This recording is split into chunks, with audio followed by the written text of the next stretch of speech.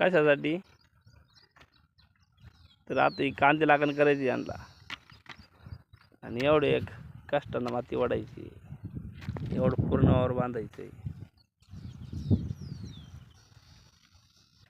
मग ती कांदे लावणार. त्याच्या अगोदर हे रोपाला त्यांनी अगोदर 1.5 महिना जगतक मरत त्याला झोप नाही. तिकून रोप आलं तर बाया म्हणत्या भाऊ आज नाही उद्या नाही, आज नाही उद्या नाही. काय करायचं? आणि काय करायचं शेतकऱ्यांना सांगा. पावसामुळे रानं खूप वल्ले होऊन गेले, माती येत नाही, सोयनं बांधावं नाही तर पाणी कसं भरायचं.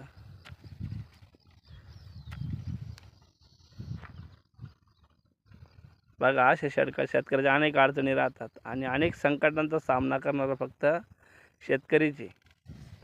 शेतकऱ्याशिवाय कोणीही देवावर विश्वास ठेवू शकत नाही किंवा ठेवत नाही. शेतकरी देवाच्या भरोश्यावर 4 दाणे शेतात फेकतो आणि 400 दाण्याचे त्याला देव देत असतो.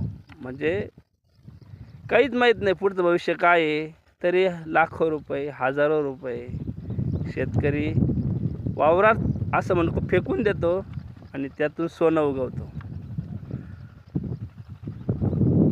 ही आहे कांदा उत्पादक शेतकऱ्यांची कहाणी.